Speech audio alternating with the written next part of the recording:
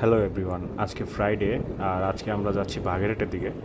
তো প্রতি ফ্রাইডেতে আমরা বটিয়াঘাটা যাই, বাট আজকে যাওয়া হলো না, কারণ বটিয়াঘাটা নদীতে আসলে ইলিশ মাছের থেকে লাশ বেশি পাওয়া যাচ্ছে আজকাল। তো আজকে আমরা বটিয়াঘাটাটা স্কেপ করেছি।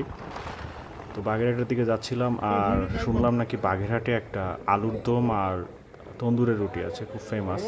তো ওটা ট্রাই করতে চলে আসলাম, দেখা যাক কেমন হয় খেতে। তারপরে তন্দুরের রুটিটা শেষ করে আমরা পান ট্রাই করলাম। পান, তারপরে বাগেরহাটের পানটা বেশ ফেমাস আর কি। তো এটা খেয়ে চা খেয়ে দেন চিন্তা করলাম যে দিঘির পাড়ে যাই। তো দিঘির পাড়টা খুব সুন্দর ছিল, চাঁদ ছিল অনেক বড় একটা আকাশে, আর কিছু মাছ ছিল যেগুলো সাঁতরায় বেড়াচ্ছিল, খুবই মানে অদ্ভুত লাগতেছিল। কুমির যদিও দেখি নাই, মাছই দেখলাম।